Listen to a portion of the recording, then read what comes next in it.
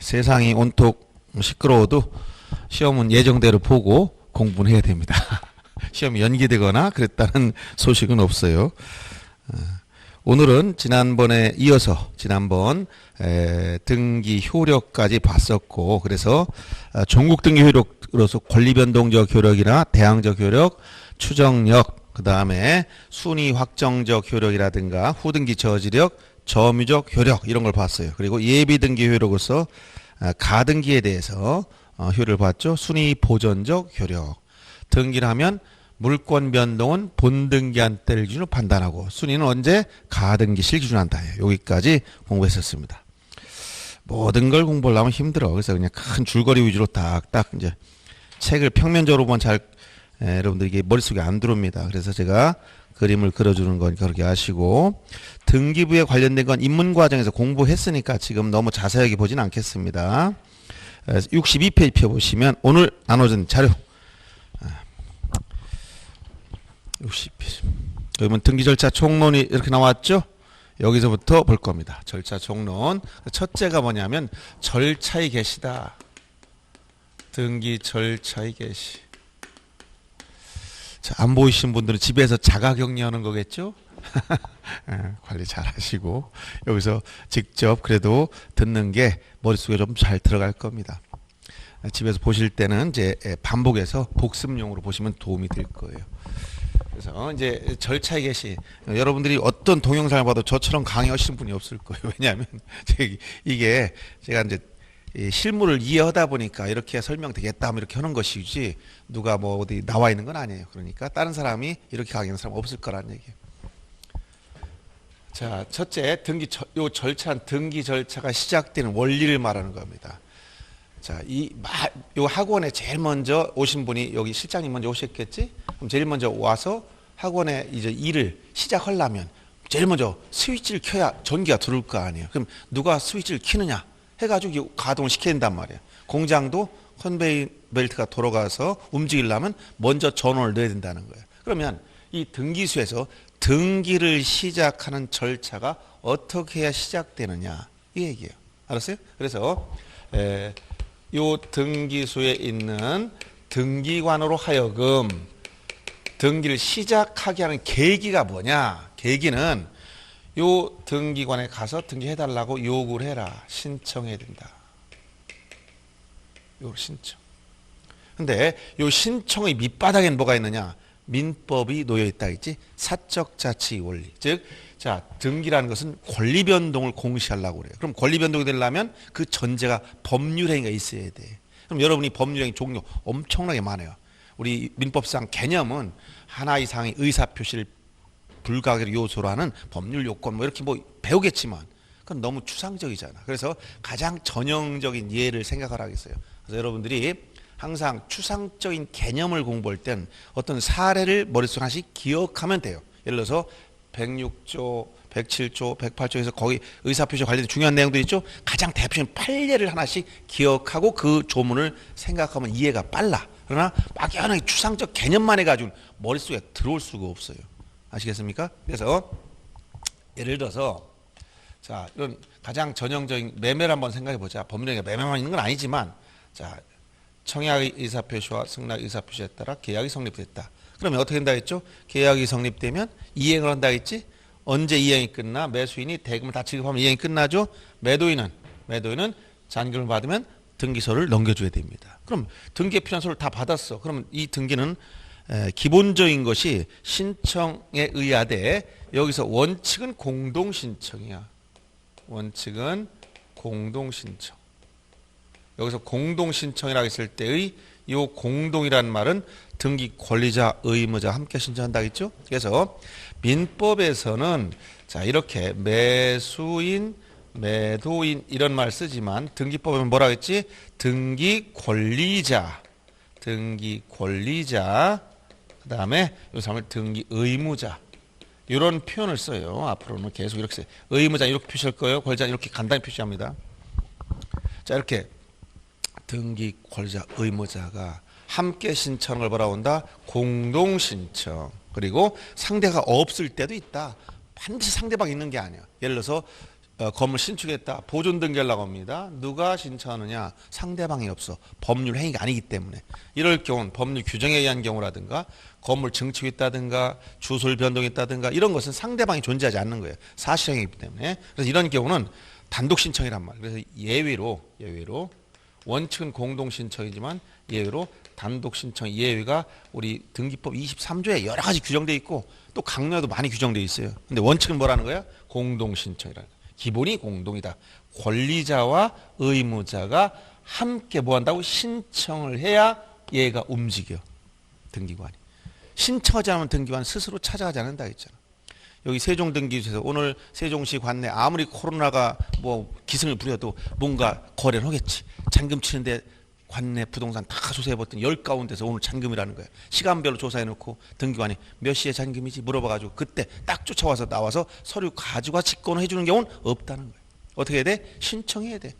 그래서 신청이 움직이는데 이 신청이라는 것 관련해서 이것은 여러분 보셨듯이 아랫사람이 윗사람 이런처럼 모양이 그런 개념이 들어가 있어. 일제시대부터 쓰던 뭐 상신, 신청 일반인이 관공서상 관공서가 요새 그렇게 옛날처럼 까마득한 건 아닌데 이런 개념이 들어가 있단 말이에요. 그런데 이 등기관들은 이렇게 일반인에 대해서는 신청이라는 용어를 쓰지만 같은 관공서끼리는 대등한 지위에 있으니까 우리는 부탁합니다라는 용어를 쓰겠다는 거야. 그래서 이게 일반인이 아닌 관공서, 즉 이런 관공서면 촉탁이라는 용어를 쓴다는 거. 국가나 지방자치단체와 같은 이런 관공서의 경우는 관공서도 등기할 이유가 있을 겁니다. 이럴 땐 용어를 뭐라고 쓴다고? 촉탁. 그래서 국가, 지방자치단체나 또 법률에 의해서 촉탁 권한에 부여되어 있는 각종 정부 투자기관인 공사들이 있어요. 그런 LH 공사라든가 수자원 공사라든가 이런 각종 공사들도 촉탁 권한이 있다는 거예요. 그래서 이런 촉탁할 때가 있고 이게 그 원칙이야. 신청 또는 촉탁이 시작되겠다. 근데 예외적으로 이 등기관이 직접 하겠다 이런 경우도 있다는 거야. 이건 예외적인 현상이야. 그래서 이것은 법률에 특별 규정이 있어야 돼. 특별 규정. 이러이러한 규정이 있을 때는 할 수 있습니다라고 규정해 놨어. 이거를 직권의 현등기다라고요. 직권의 등기 종류가 많고 시험에 자주 나온단 말이야. 예외니까. 그리고 등기관 신이 아니야. 실수할 수 있어. 실수하게 되면 등기관에게 이의 신청합니다. 등기관 결정 처분이 잘못됐습니다라고 이의 신청할 수 있어. 그러면 법원에서 등기관을 감독하는 법원에서 등기관한테 명령을 내립니다. 등기 실행하라, 말소하라 이런 명령. 그래서 등기 절차에 계시는 크게 보면 4가지가 있다.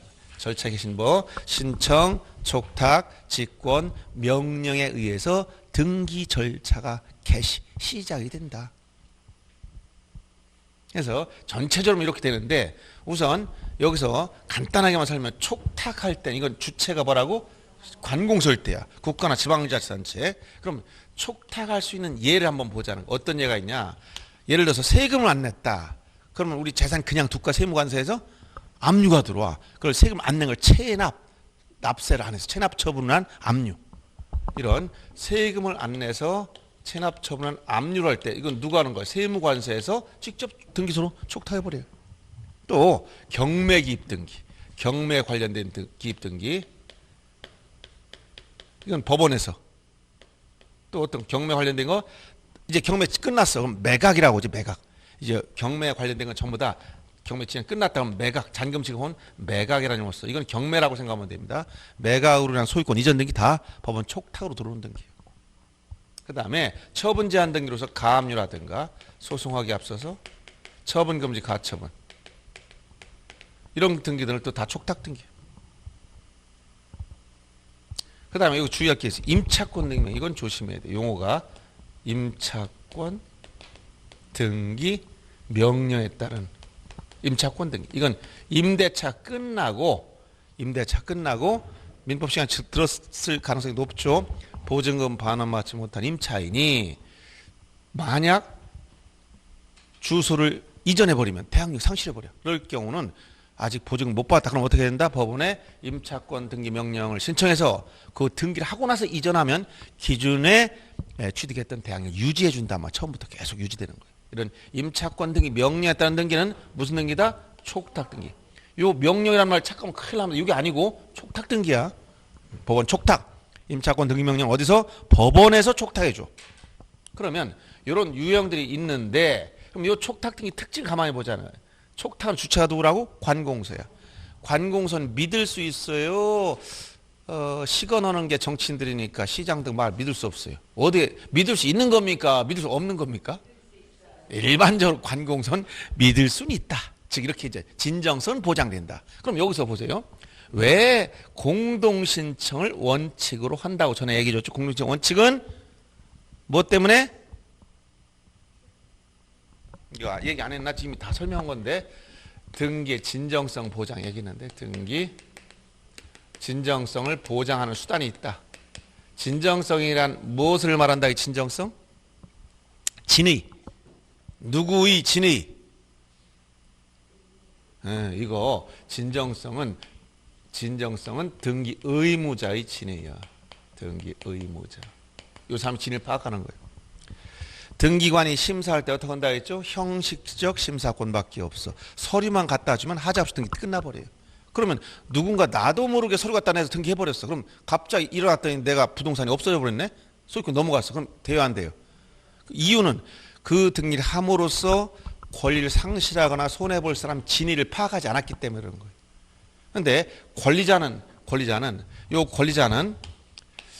특별히 중요하다고 생각하지 않는다. 누가? 등기관이 볼 때. 알았어요? 누가 볼 때? 등기관이 볼 때. 여러분 학원 온 기념으로 이 빌딩 다 등기해 줄게. 기분 나쁜 사람 손 들어보세요.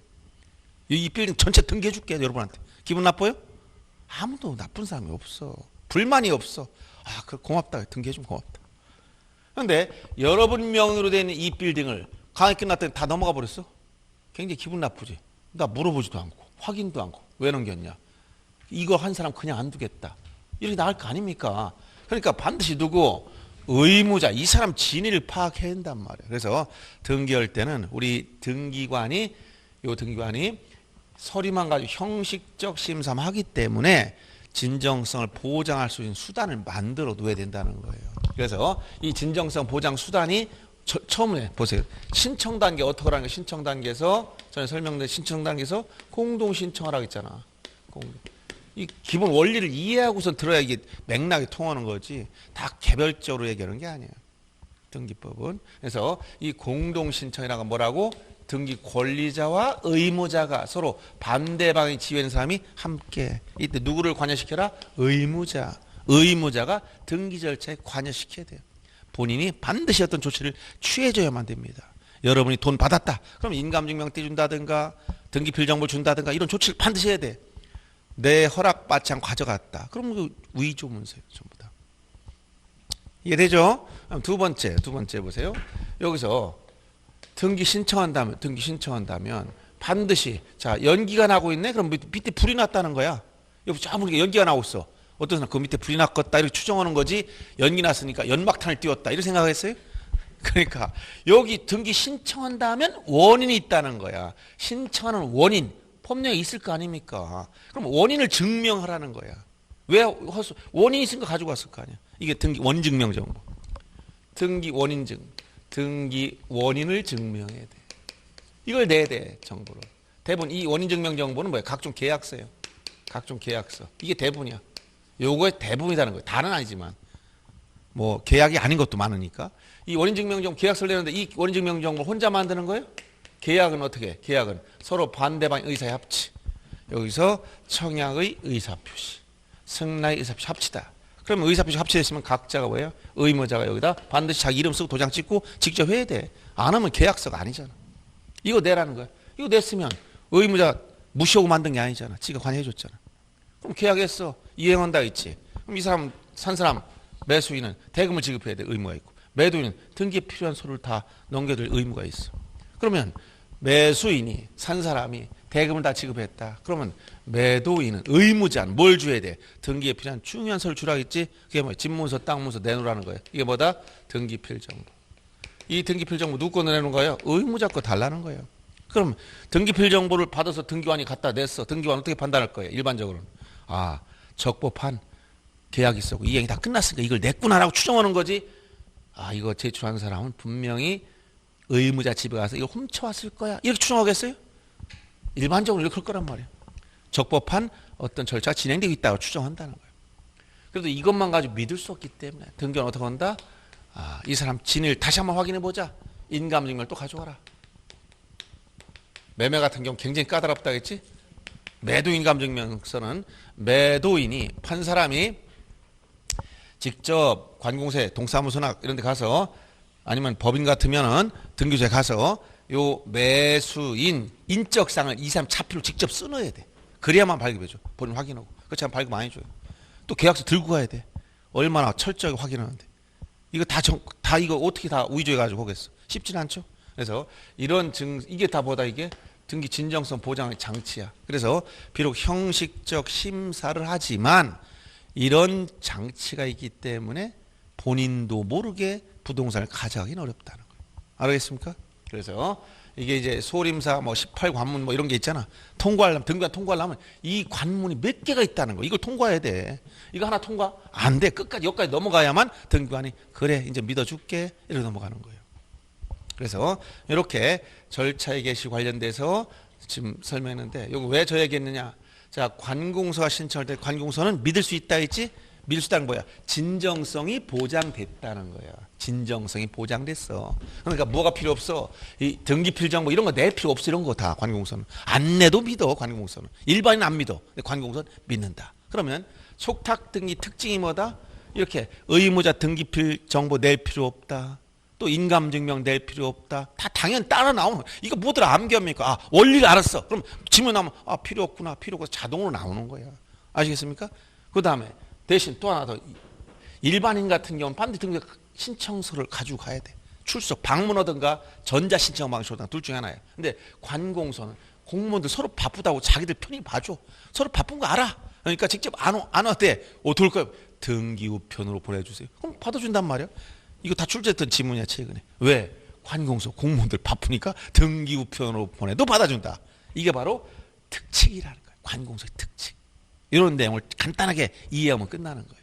아시겠죠? 그래서 오늘 그걸 보면서 이제 요 기본적인 거 이제 요 직권에 의한 거 조금 이따 한번 볼 거니까 요거 놔두고 먼저 여기 우리 프린트를 보면서 보세요. 신청할 때 신청 의무가 있느냐? 요 문제가 첫째 관건이야. 출제 기출문제를 보면 의무가 있느냐? 신청 의무. 자, 그러면 여기서 계약할 의무가 있느냐? 물어보면 의무 있어 없어? 계약 의무 있어? 사고 싶으면 사고, 팔고 싶으면 팔고, 싫으면 안 팔고, 싫으면 안 사면 그만이야. 이런 거라고 개인끼리 마음대로 하는 거야. 사적 자치 원칙에 따라 자기들 의사 맞으면 하고 싫으면 안 하고. 그렇죠? 그러면 등기할 의무가 있느냐? 있어 없어? 없어. 그냥 하고 싶으면 하고 싫으면 안 해도 돼. 여기는 등기는. 그래서 원래는 임의신청이 원칙이다. 그러나 임의신청이 원칙이지만 일부 의무가 있는 게 있어. 그게 시험 문제에 나오는 거야. 그래서 언제 의무가 있느냐? 이게 시험 문제. 첫째, 부동산 등기법에 규정된 의무. 그다음 두 번째, 부동산 등기 특별조치법에 규정된 의무. 이 두 가지만 알면 됩니다. 실명법 이런 거 알 필요 없고. 자, 그러면 부동산 등기법상 의무는 뭐가 있냐? 1개월 이내 신청할 의무가 있다. 1개월. 그럼 왜 등기법상 1개월 내에 어떤 의무를 부과하고 있느냐? 이 의무는 어디서의 의무냐면 등기법상 의무는 부동산 변경 등기 내지 표시 변경. 즉 등기부 표제부에서 요 표제부는 뭘 한다 이쪽이? 부동산 표시. 부동산 표시를 기록하는 곳이라고 했어. 그러면 부동산 표시에 변동이 생기면 이 부동산 변경 등기 내지 부동산 표시 변경 등기를 해야 돼. 왜 그렇다? 이것은 이원적 공시방법 때문에. 공시방법 이원화됐다 했죠. 어떻게 공시방법 이원화됐다 했지? 지적공무인 대장과 등기부 나눴다 했지? 이때 자 대장에는 이거 소관청에 가면 대장이 있다 했어. 등기소에 등기부가 있다 했어. 대장에도 뭐가 있다? 사실관계인 부동산 표시가 있고 권리관계인 소유자에 관한 사. 소유자 누구인가를 써놨습니다. 등기부 표제부에도 부동산 표시 사실관계, 갑군알구의 권리관계. 그러면 사실관계 어디가 기준이라고 했어요? 대장 기준. 여기가 기준이라고 했잖아. 그럼 이게 서로 맞고 있었어. 그런데 건물 증축했다든가 지목을 바꿨다든가 토지를 분할했다든가 그럼 이 기준이 바뀐단 말이야. 그럼 이 기준이 바뀌면 이 기준 중심 어디를 바꿔? 여기를 바꿔야지 이렇게. 그래서 이거 지적에서 뭐라고 했어요? 등기 촉탁. 등기 촉탁. 국가가 다 해준다 했지 이거는. 국가가 해줘. 이제 건물도 이제 문제돼. 건물 증축했을 때도 기준이 어디야? 건축물 대장이 기준이야. 어딜 바꿔야 돼? 건물 등의 표제를 바꿔야 돼요. 그래서 지적에서도 국가가 이걸 다 해주기 때문에 등기 촉탁 제도가 있었단 말이야. 그런데 지금 공간정보의 구축 및 관리에 관한 법률이 아니라 부동산 등기법에 오니까도 이 문제 때문에 이 표제부는 1개월 이내 부동산 변경 등기를 해라. 의무를 줬다. 부동산 변경. 이 등기를 의무라. 표제부에 대해서 변경하라는 거야. 의무 때문에. 왜 이원적 공시 방법이 서로 불일치 생기를 막아주려고. 그런데 위반했을 때, 즉 1개월 이내 하지 않았어. 그랬을 때 토지뿐만 아니라 토지는 등기 촉탁 제도가 있어서 안 해도 국가 다 해주는 거였었고 건물도 못지않고 두 가지 모두 과태료는 없습니다. 위반해도 뭐가 없다고? 과태료는 없어. 토지 건물 묻지 않고 위반해도 과태료는 없어. 그래서 이게 부동산 등기법상의 의무야. 등기법상의 의무라고 했어. 그런데 부동산 등기 특별조치법에 가도 의무가 있다는 거예요.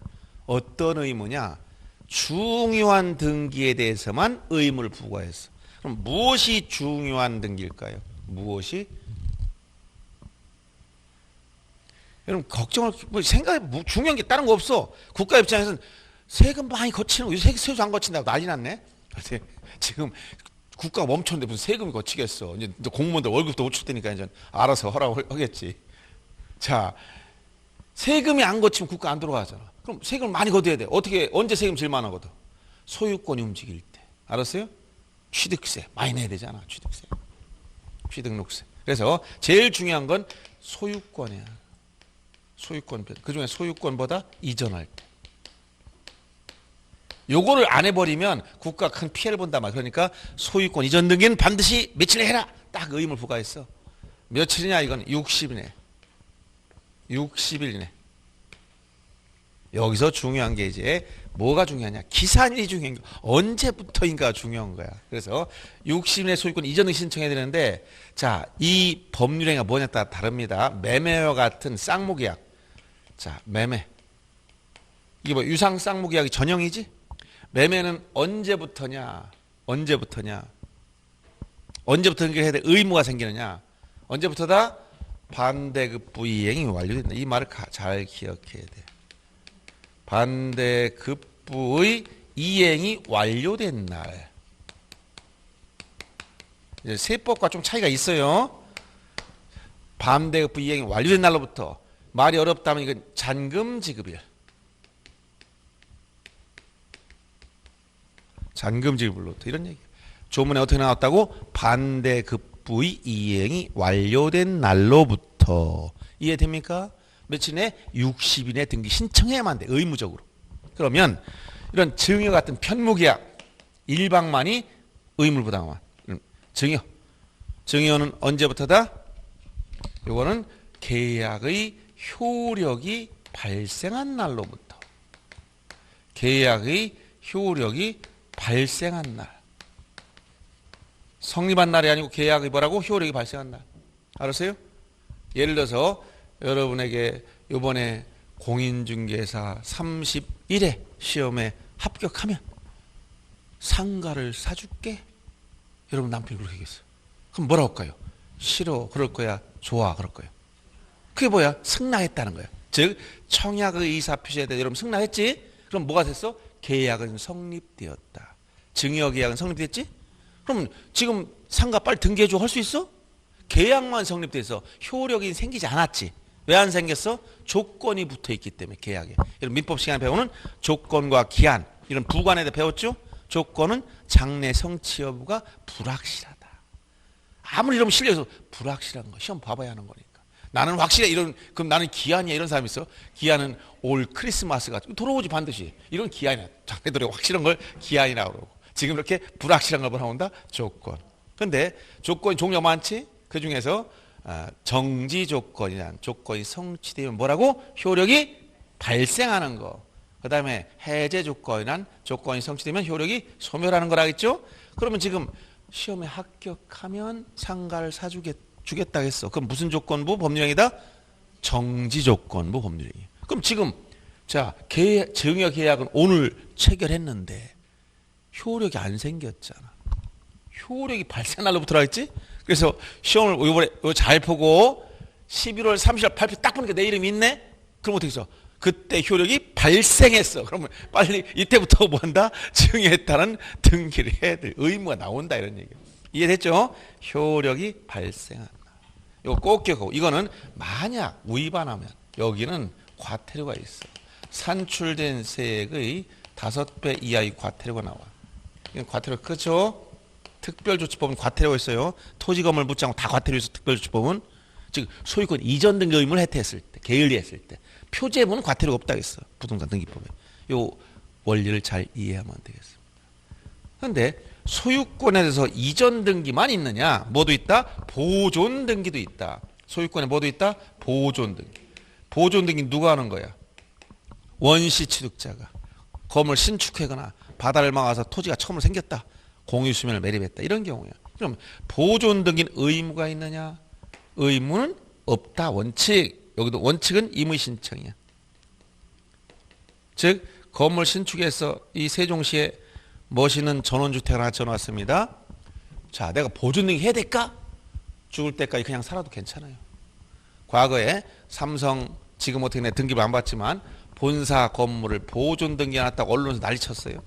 그다음부터는 아무 얘기도 없더라고.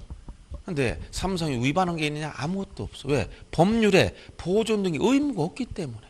내가 돈이 필요 없다면 등기 안 해도 돼. 근데 왜 등기할까요? 은행과 거래하거나 저당권 설정하거나 이러려면 등기해야 되겠지. 근데 은행에 대출 받을 일이 없다? 그럼 등기 안 해도 돼요. 그래서. 그러니까 소유권 보존 등기 뭐가 없다고? 의무는 없다. 근데 의무가 나오는 경우가 있다는 예외적으로. 예외적으로 언제 의무가 나오느냐? 60일에 신청해야 될 의무가 있어. 언제? 소유권을 이전하는 계약을 체결하게 되면. 팔아먹으면 뭐라고? 팔아먹으면. 소유권을 이전하는 계약을 체결했다. 그러면 미등기 전매를 막기 위해서 소유권 이전하는 계약을 체결하게 되면 의무가 나와. 무슨 의무가 나온다고? 보존 등기부터 해라는 거야. 요때 이제 기산일이 중요한 거야. 또 이거 잘 봐야 돼. 첫째가 자 이거 설명을 들어야 이게 이해가. 건물 이게 이해 않고 암기하려고 머리가 막 복잡한 거예요. 이해하고 나면 그냥 보면 알아요. 그냥. 왜냐면 알기 때문에 자기가 몰라도 딱 보는 순간 답이 다 나와. 근데 이해하는 사람은 이랬나 저랬나 다 왔다 갔다 헷갈려서 안 돼요. 그래서 웬만하면 이해할 건 이해하고 또 어떤 때 단순 숫자 같은 건 단순 암기니까 어쩔 수 없는 것도 있어요. 자 이런 건물 신축해서 며칠 날 지금 1월 10일 날 신축 준공이 됐다는 거야. 그래서 요 A가 살고 있어. 근데 지금 오늘 B라는 사람이 와서 지금 3월 11일 날 매매를 하자. 매매 계약을 했어. 그럼 이게 소유권 이전 계약을 체결했지. 그럼 요 건물 무슨 등기가 의무했다고? 소유권 보존 등기를 해야 돼. 언제부터? 60일에? 60일이라고 했지. 60일 해야 돼. 언제부터 따지느냐? 1월 10일이야 3월 11일부터를 딸까. 네, 이게 무슨 날이야 이게? 계약을 체결한 날로부터. 그래서 완성된 건물이다. 이렇게 이해하기 쉽게 써줍니다. 완성된 건물. 건물 완성되어 있단 말이야 이미. 이 얘기는 3월 11일 날 원래 A는 보존 등기를 할 수 있는 상태였습니까? 할 수 없는 상태였습니까? 할 수 있는 상태였지. 즉 계약 체결 당시에 보존 등기를 신청할 수 있었던 경우. 이게 뭐야? 쉽게 건물이 완성되어 있었다는 얘기예요. 이해하면. 근데 말이 어려워. 한참 생각해 봐야 돼. 그냥 건물이 완성된 건물 팔았다. 그럼 언제? 계약한 날로부터. 이렇게 너무 쉬운데 법조문은 그렇게 쉽게 안 써놨다는 거예요. 그래서 이걸 말로 하려니까 완성된 건물 매매했어. 그럼 언제부터라고? 계약을 체결한 날. 계약을 체결한 날로부터. 60일 해야 돼. 그럼 미완성 건물도 계약할 수 있어요? 미완성 상태. 건물 짓고 있어. 지금 근데 완성된 게 아니라 지금 건축 중 지금 3월 10일 날 건물 짓고 있는데 지나가던 비가 보더니 너무 멋있게 짓고 있네요. 제가 살게요. 할 수 있을까? 네. 매매 계약은 이렇게 아직 완성이 안 된 건물도 할 수 있고 타인의 건물도 타인의 부동산 매매할 수 있고 내가 사서 넘겨주면 된다고 했잖아. 계약 자유원칙에 따라 다 자유예요. 그러면 이런 경우에 이 사람이 매매하자 했어. 그럼 이 사람이 3월 10일 계약 체결했네? 지금 보존 등기 해야 돼? 그럼 매매계약 체결 당시에 보존 할 수 있었어 없었어? 없었어. 그게 뭐 미완성 건물을 매매했다는 거야. 그럼 언제부터 보존된 60일 내하라는 거야 이거? 언제부터? 완성된 날. 근데 또 조문 완성된 날이라고 안 하고 뭐라고 나온다? 보존 등기를 신청할 수 있게 된 날. 언제인지 모르지? 완성이 내일 될지 한 3개월 있다 될지 1개월 있다 아무도 몰라. 그러니까 언제로? 보존 등기를 신청할 수 있게 된 날. 그날로부터 며칠? 60일. 그래서 요 기산일 잘 알아야 돼. 그래서 여기는 보존 등기를 신청할 수 있게. 요게 법률 조문 그대로 얘기해 준 거예요.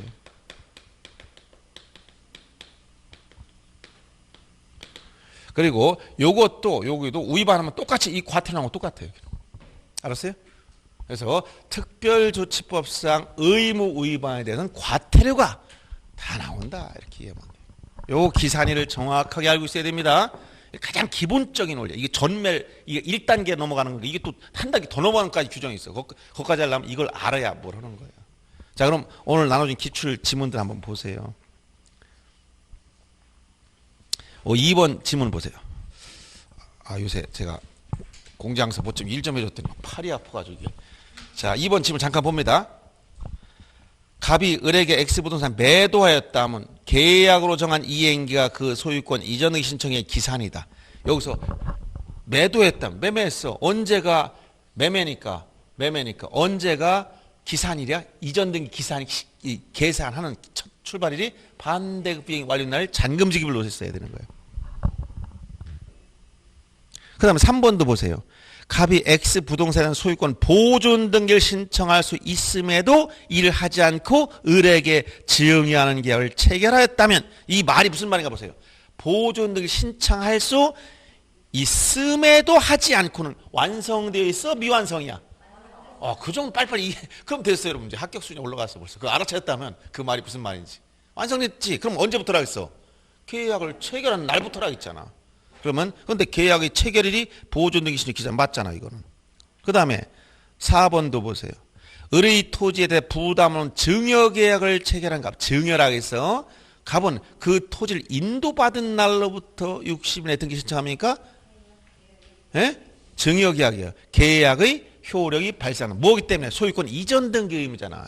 증여, 이전 등기. 언제? 계약의 효력이 발생한 날. 인도받은 날이 아니라 뭐라고? 효력이 발생한 날. 전부 다 뭘 물어봐? 요 기산일을 받고 났으니까 이걸 정확히 알아야 해결이 된다는 얘기예요.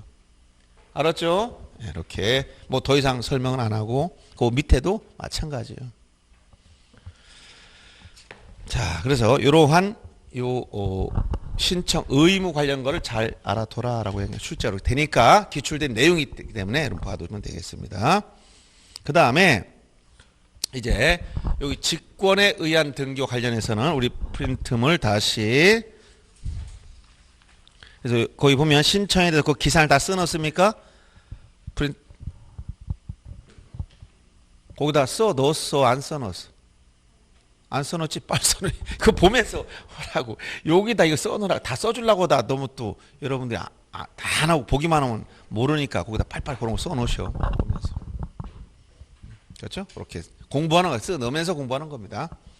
그 다음에 아까 촉탁 등기는 세금을 안 냈거나 경공매나 처분 제한 등기나 임차권 명령에 따른 등기 명령에 따른 등기나 관공서가 토지를 수용했을 때 이럴 경우는 전부 다 촉탁으로 간다. 촉탁 등기는 자 특칙이 등기 우편에 촉탁 도관하고 등기 필정만 인감 안 내고 또 등기부 대장상 부동산 표시가 일치하지 않더라도 원래는 각 하소에 들어가 있지만 일반인들은 관공서를 하면 수리해 준다라는 특칙이 있어요. 이런 걸 알아두면 되고 그다음 직권에 대한 등기 이 직권의 종류가 많은 예외인데 종류가 여기서 흩어져 굉장히 많아요. 그 중에서 제일 많이 나오는 게 직권 말소하는 문제예요. 직권 말소. 이게 많이 나와요. 직권 말소. 그래서 지금부터 대표적으로 이건 지금 다 암기하려고 하지 마시고 여러 가지가 있더라. 근데 직권 말소에 대해서는 자 이건 시험에 자주 나오더라. 그러면 먼저 거기 한번 보세요. 직권 보존 등기도 직권하는 경우가 있지? 근데 원래 소유권 보존 등기는 어떻게 하는 걸까요? 보존 등기는 단독 신청이야 소유자가. 근데 왜 직권하느냐? 특수한 경우라는 얘기 다. 그래서 이거 하나하나 설명하면 이게 시간이 엄청나게 걸리는 거예요. 전체 공부를 하고 나서 확인해야 되는 거예요. 첫째 보세요. 이런 경우야. 원래 소유권 보존 등기는 이거 자주 시험에 나오는 거예요. 이거 보존 등기에 대해서는 보존 등기는 원래 단독 신청이에요. 단독. 소유자가 단독 신청한다. 단독으로 의무자가 없어. 단독이란 건 의무자가 없다는 얘기예요. 근데 지금 예외적으로 지금 뭔다? 직권으로 하는 경우가 있다는 거. 직권으로. 특수한 거다. 특수한 거. 특수한 것만 얘기하는 거다. 예를 들어서 보세요. 자, 건물 신축하고 있어. 신축 중. 신축 중인데 요 A에게 지금 B라는 사람이 건축 자재를 대줬다. 돈 받을 게 있었어. 근데 얘가 부도나 버렸네? 그럼 B는 어떻게 돈 받을까? 어떻게 돼요? 한번 생각해 보세요. 내가 지금 건물 짓는 사람한테 막 자재 대주고 자재 대금이 지금 밀려 있는데 부도냈다는 거야. 어떻게 돈 받아야 돼? 그건 혈절 미치겠지. 근데 이제 마음을 좀 내려놓고 이제 어떤 조치를 취해야 될 건가 생각해 보시. 이거를 매매해? 위탁 매매? 남의 부동산 함부로 팔아먹을 수 있을까? 어떻게 해야 돼? 우선 순서가 과연 이 사람이 돈 받을 게 있는 건지 어떻게 할 거냐. 알았어요? 확실히 않으면 자기 주장에 불과하지. 네 주장이야. 그럼 이게 확실하다는 걸 증명하려면 어떻게 해야 돼? 근저당. 그건 서로 합의가 된 거지. 압류하려면 뭐가 있어야 돼? 아니, 압류하려면 뭐가 있어야 되냐고. 아직 여러분들 개념 안 잡혔어. 내가 압류하려면 국가로부터 압류해도 된다는 권한이 있어야 돼. 그게 뭐야? 판결을 받아놨어야 된다는 거야. 에? 권한이라는 말이 어렵지? 그 판결을 받아놔. 지금 얘가 1억을 지급하라는 판결을 받았어야 그걸 가지고 집행문부에 압류하지. 그럼 나는 돈 받기 있다는 거 가지고 어떻게 압류하냐고. 말이 안 되지. 그건 다 그 사람 주장에 불과하지. 그러려면 판결 받으려면 얘가 뭐 해야 돼? 판결 받으려면 뭐 해야 돼? 소송을 해야 돼. 근데 소송하고 났더니 이거 이미 뒤에 팔아먹었어. 그럼 아무 소용이 없지? 그럼 소송하기 전에 뭐부터 하라겠어? 보전 처분. 이겼을 때 어떻게 할 건가? 보전 조치를 해놓고 들어가는 거예요. 이게 바로 여기 보세요. 가압류 가처분이야. 보전 처분. 이 두 가지. 요 보전 처분이라고 그래. 소송하기에 앞서서 하는 보전 처분. 가압류나 가처분. 차이가 뭐냐? 가압류는 돈 받을 게 있을 때 하는 거야. 가처분은 돈이 아닐 때 하는 거야. 알았어요? 쉽게 얘기하면. 즉 금전채권에 기한 보전 조치가 뭐다? 가압류. 돈이 아닌 특정물에 대한 게 뭐다? 처분 금지 가처분이야. 그럼 이 사람 지금 돈 받을 게 있어. 그럼 법원에 뭐부터 하고 들어간다? 가압류부터 하고 들어가는 거예요. 소송하기 앞서서. 그러면 처분권을 제한해 놔, 이 사람. 그럼 나중에 소송 이겼을 때 이 사람이 팔아먹어도 찾아올 수가 있단 말이에요. 그러면 가압류를 신청하면 어디 가요? 가압류는 법원 민사 신청과에 가서 하는 거예요. 지방법원. 여기다 가압류를 신청해봤어. 가압류해 주세요라고 신청했더니 법원에서 긴급성이 있기 때문에 심사 이상이 없으면 가압류 조치를 해줘. 근데 가압류 무슨 등기라고 해서 여기서 촉탁 등기다. 법원 촉탁으로 갑니다. 만약 여러분들이 등기소에 가서 가압류해 주세요 하면 전부 다 안 된다겠지. 그래서 촉탁을 해주는 거기 때문에 법원에서 요건을 심사한 다음에 어디다? 당해 관할 등기소에 부동산 소재 관할 등기소에 가압류해달라고 뭐 한다고? 촉탁을 해서 촉탁이 들어와. 법원 촉탁이 들어오니까 등기소엔 등기관은 가압류해야 되겠지? 근데 부동산 가압류 어디다 하는 거예요? 대문 앞에다 딱지 붙이는 게 아니고 등기부에 권리증 등기부에 기록하는 거예요. 동사는 여러분 TV에 같은 TV 냉장 뭐 딱지 빨간 딱지 붙인다고 하지. 압류 딱지 붙여. 그러나 부동산은 대문 앞에다 붙이는 게 아니라 뭐 한다고? 등기부에 기록해 주는. 근데 지금 뭐야 이게 신축주니까 이게 미등기야. 그리고 아예 이 미등기 전 단계가 뭐야? 미완성. 건물 짓고 있는 상태에 불과해. 기둥 올라갔다든가 이렇게 이런 상태도 가능하다는 거야. 그러면 등기관 입장에서 법원에서 가압류 허락했는데 도대체 등기부가 없어. 어디다 쓰란 얘기야. 그러니까 이 조치를 하기 위한 전제로서 어쩔 수 없이 법률의 등기관에게 직권으로 보존 등기 하고 나서 가압류하세요라고 법률에 규정돼 있어서 어쩔 수 없이 한다는 얘기야. 알았죠? 이렇게 설명을 하면 등기법을 한 몇 달 공부해야 되겠지. 하나부터 원리를 그래 이걸 들어보니까 그런 거는 이해 가는 거야. 그냥 무조건 암결하면 이게 머릿속에 들어오겠습니까, 여러분들이? 안 들어와. 그래서 그러면 자, 등기부는 기본적으로 표제부가 있다 했지? 여기 뭐야? 부동산 표시. 즉 쉽게 간단하게 저 건물 내역을 다 써주는 거야. 부동산 표시. 이 내역을 다 쭉 써주면 돼. 그 다음에 여기다 이게 지금 미등기일 때는 부동산 표시만 안 되고, 즉 미등기라는 건 뭐야? 사용 승인 받고 등기만 안 했다는 거예요. 미완성은 뭐야? 아직 준공도 안 받았다는 거야. 짓고 있어. 그래도 가능하다는 거야. 만약 미완성 상태였다면 여기다 써주라는 거야. 뭐라고? 미완성 건물입니다. 이렇게 써주면. 그리고 나중에 건물이 완성되면 요것만 말소하면 돼. 이렇게 표제부. 표제를 만들었어. 이제 갑구 소유권란을 써야겠지? 갑구에 자, 무슨 등기한다고? 소유권 보존 등기를 한단 말이야. 보존 등기를. 지금 A 앞으로. 이걸 누가 한다고? 원래 얘가 신청했는데 안 했지만 등기관이 직권해 줬다는 거야. 왜? 여기다 가압류하려고. 소유권 가압류. 가압류 채권 1억. 가압류권자 피. 이런 식으로 써준단 말이에요. 자, 지금 무슨 등기? 촉탁에 따른 등기를 하기 위한 전제로서 보존 등기를 직권으로 하라. 이걸 이제 말로 설명하면 이렇게 되는 거예요. 미등기 부동산에 대한 소유권의 처분 제한 등기 촉탁 시 이 보존 등기를 등기원한테 한다고 직권으로 해라. 그럼 등기 끝나면 항상 뭘 줘? 등기필 정보를 줘야 되는데, 이런 경우는 얘가 신청했다면 등기필 정보를 줘야 돼, 얘한테. 근데 신청 안 했어. 어떻게 했어? 직권으로 했잖아요. 등기관한테 했다고? 직권으로 했어. 보존 등기 신청한 사람은 없어. 근데 자기 건물에 등기가 끝났지. 근데 소유자가 모르고 있어. 말이 됩니까? 내 거 보존 등기 해놨어. 자기가 모르고 있어. 말이 안 되지. 그러니까 알려줍니다. 뭐라고? 등기가 끝났어요. 알려줘. 이건 뭐 한다? 등기 완료 통지만 하는 거예요. 뭐가 없어? 등기필 정보가 없어. 등기필 정보 없고 완료 통지만. 대신 이 사람은 보존 등기할 때 등록세 안 냈잖아. 그럼 이게 국가 내주는 거야? 안 내. 여기다 등록세 미납 통지를 같이 하는 거야. 또 안 내면 세무가서 뭐가 들어와? 압류가 들어와. 체납 압류. 알았어요? 이게 말로 설명하니까, 지금 이걸 이제 말로 설명하니까 어떻게 했다? 미등기 내지, 이건 미완성 포함 개념. 미등기 부동산에 대한 소유권의 처분 제한 등기 촉탁 시 직권으로 소유권 보존 등기를 하는 경우가 있다. 이렇게 얘기하는 거예요. 아시겠죠? 하나 대표적으로 한번 여러분들 이렇게 하나 설명하기도 힘든 거.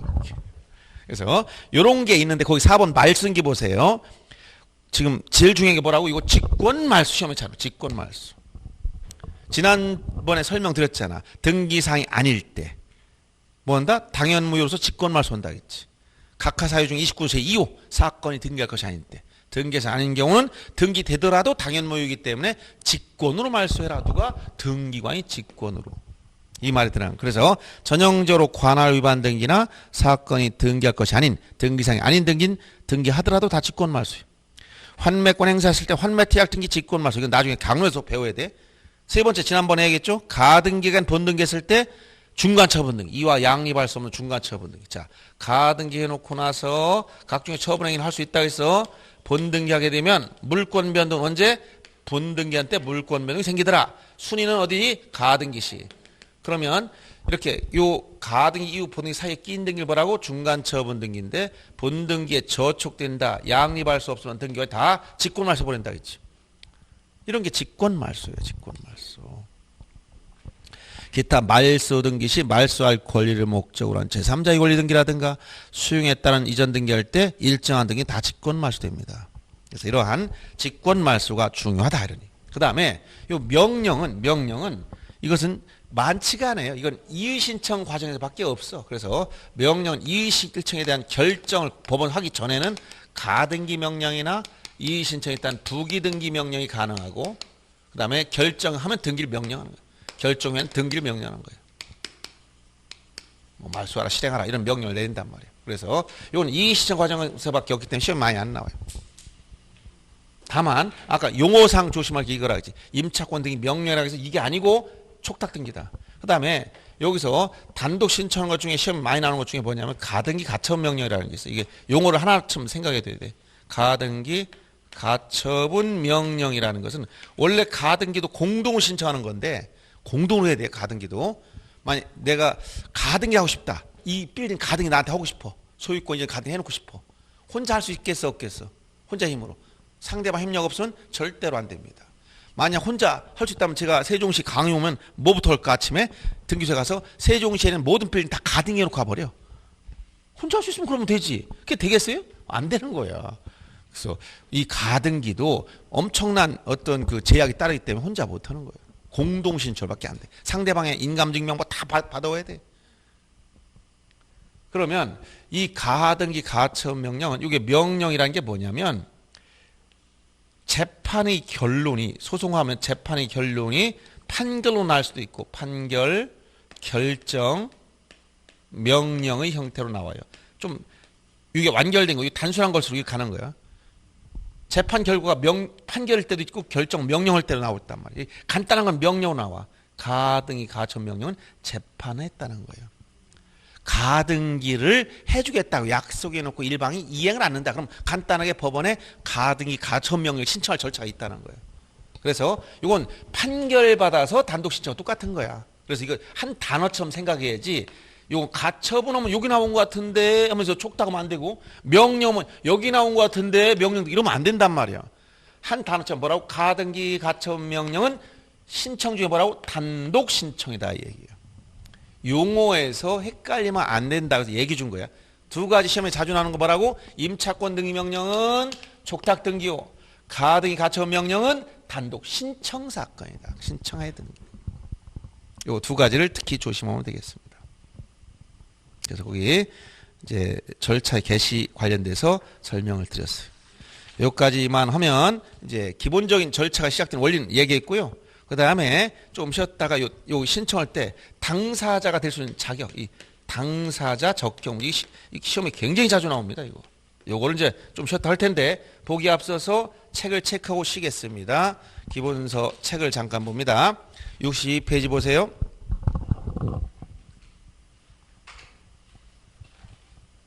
절차의 개시, 원칙 신청주의다. 그래서 보면 등기는 당사의 신청 또는 관공서의 촉탁에서 개시되는 걸 원칙으로 한다라고 했죠. 그런데 신청에 관해서 거기 요점 정리에 강제, 의무가 부여된 게 있다. 그래서 첫째 부동산 등기법 밑줄 치고 1번에 토지 밑줄 치고 두 번째 1개월 밑줄 치면 돼요. 그리고 마지막 줄에 과태료 규정이 없다. 2번에 건물만 밑줄 치고 두 번째 줄 끝에 1개월 의무가 있다. 끝에 과태료 없다.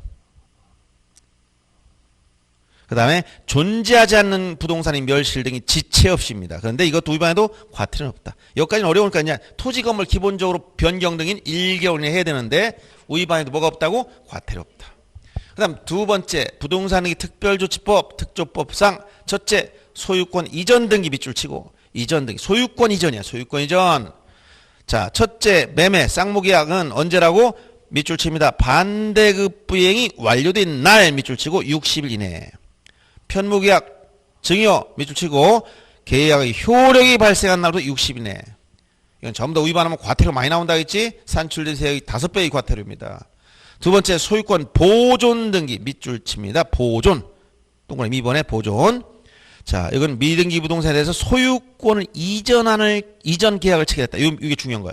소유권 이전 계약을 체결해야 의무가 나오고 이 매매를 안 하면 의무가 없다고 얘기해 준 거야. 그래서 원리도 이런 말이 없지만 그 원리 알고 있어야 돼. 보존 등기 의무는 없다. 다만 언제 소유권 이전 계약 팔아먹으면 보존 등기부터 해야 돼.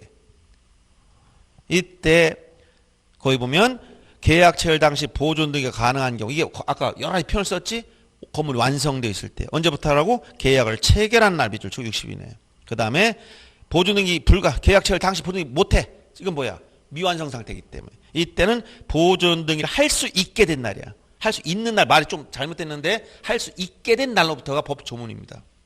보존등기를 신청할 수 있게 된 날. 다시 한번 뭐라고? 보존등기를 신청할 수 있게 된 날. 이게 법률 조문의 내용이에요. 아셨죠? 이렇게 돼 있고. 그 다음 오른쪽에 와서 63페이지 촉탁 등기 중에서 촉탁 등기도 주체 관공서일 때 용어를 쓴다는데 촉탁 등기 예 중에서 거기 2번 양가로 2번 거기 1번에 체납 처분이나 압류 나 이런 거 체납이나 압류 3번에 경매나 매각 이거 경매 따른 이전 등기 문제입니다. 6번에 처분 제한 등기 처분 제한 등기가 뭐가 있다고 이게 대표적 가압류 가처분 등기 요 가압류는 금전 채권에 의해서 보전 조치고 요 가처분 전부 다 처분 금지 가처분이야. 등기법상의 가처분 뭐라고? 처분 금지 가처분이야.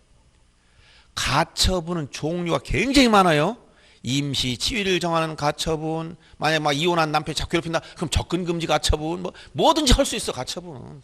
알았어요? 근데 이건 부동산 등기와 관련된 가처분 뭐라고? 처분 금지 가처분. 다 이건 처분권이 제한되는 거야. 가압류 가처분 등기가 있으면 처분할 수 있다 있어 없다 있어. 있다니까 벌써 까먹었네. 지난번에 권리 변동 모습 6가지 있다 했지. 뭐 보존, 이전, 설정, 변경, 처분 제한, 소멸 6가지가 있는데 처분 제한 등기가 있어도 처분할 수가 있다 했잖아. 절대적 금지가 아니라니까. 이건 소송한 원고는 반드시 이긴다는 보장 없잖아요. 그러니까 소송을 제기한 원고가 이기면 그 사람은 대항할 수 없지만 지면 그냥 유효한 거야. 그래서 소송이라는 게 민사소송은 원고한테 무조건 소송만 제기하면 이기는 게 아니란 말이야. 그러니까 누가 나한테 소송을 제기했어. 그럼 내 부동산에 가압류와 가처분 해놓으면 난 부동산 처분도 못하고 꼼짝도 못하네. 이게 아니라니까. 처분할 수 있지만 그 사람 소송 이기면 이 처분권 효력이 상실된다니까. 그렇기 때문에 처분금지 가처분 등기가 격려된 부동산에 대하여 소유권 이전 등기 신청을 하면 등기와는 등기를 각하해야 한다. 맞아 틀려? 틀렸다니까. 수리해야 되는 거예요. 각하 명분이 없다니까. 그런 게 시험 문제라는 거예요. 원리를. 알았죠? 어려워? 부동산 등기 원리를 좀 이해하고 나면 쉬운데 이 틀을 잡기가 어려워. 일반인들은 도대체 무슨 말인지 모르는 거야. 들어봐도 이랬다 저랬다 하는 것 같고 원리를 이해 못하니까. 지적까지는 그런 대로 그냥 처음 듣는 말이지만 한번 들으니까 할 것 같았는데 등기 오니까 또 갑자기 뭐 여러 가지 이상한 표현들이 나오고 그러니까 도대체 이게 얼마나 어려운지. 예? 이게 절차기 때문에 절차.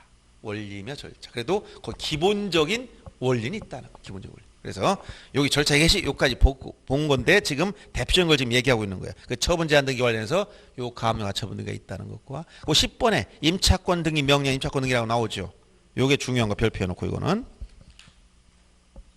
넘어가서 촉탁 등기 특색은 아까 다 얘기했어요, 여러분들. 그 다음 신청주 예외로서 64페이지 보세요. 예외에 첫 번째가 뭐야? 직권. 이거 예외. 이거 직권 등기 종류가 많단 말이야. 직권. 그 중에서 제가 소유권 보존 등기 중에서 그 첫 번째 경계 이 설명 이거야. 이걸 이해해야 그 말 뜻을 아는 거야.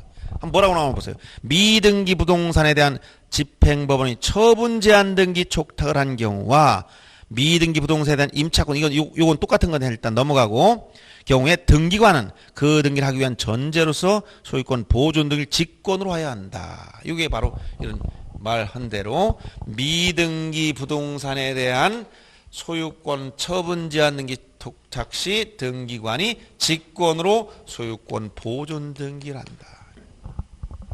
이건 나중에 소유권에서 또 나와요. 그 다음에 65페이지 가면 그 말소 등기에 별표 한 3개 해놓은 말소. 이게 중요하다 했죠. 말소 등기. 직권 말소. 그 중에 여러분 배운 것만 먼저 체크해 봅니다. 자, 8번에 관할 위반 등기. 사건이 등기할 것이 아닌 때 등기자 아닌 경우는 등기하더라도 당연무효니까 직권 말소합니다. 6번에 보세요. 가등기에 기한 본등기를 할 때 양립할 수 없는 중간 처분 등기는 직권 말소한다. 이런 말이 나오지. 요게 바로 말소와 관련된데 직권 말소예요. 거기서 1번부터 다 한번 읽어봐야 돼. 별표 꼭 해놓으라겠어. 중요한 거기 때문에. 나머지도 직권하는 게 또 몇 개 더 있어요. 그 다음 페이지 넘어가서 66페이지 법원 명령. 이거 명령. 법원에서 등기할 때 명령을 내려. 무조건 따라야 돼. 명령은. 상명하복 관계잖아. 이런 거. 등기해라. 그럼 등기해야 돼. 명령의 등기는 등기관이 결정처분이 부당하다고 하는 자. 지방법원 이의신청이라는 말이 나오고 이의신청할 수 있는데 지방법원은 이에 대해 결정하기 전 거기 결정하기 전 동그라미 전에 뭐 할 수 있다? 가등기 명령이나 부기등기 명령을 할 수 있다. 결정 전에는 가등기 명령, 부기등기 명령을 할 수 있는 거예요. 결정하게 되면 등기 명령하는 거예요. 이렇게 알아두면 되겠습니다. 그래서 절차의 개시 중요한 거 지금 어디 신청 의무 문제 받고 자 여기 용어 중에서 가등기 가처분 명령은 단독 신청이요 임차권 등기 명령은 촉탁 등기에 들어가는 거다. 절차에 계신 네 가지 형태로 절차가 시작되더라. 신청 또는 촉탁의 원칙이지만 예외로 직권 명령이 있다. 특히 직권에서 직권 말소가 시험에 많이 나온다. 이렇게 얘기해 준 거예요. 여기까지 좀 쉬었다 합니다.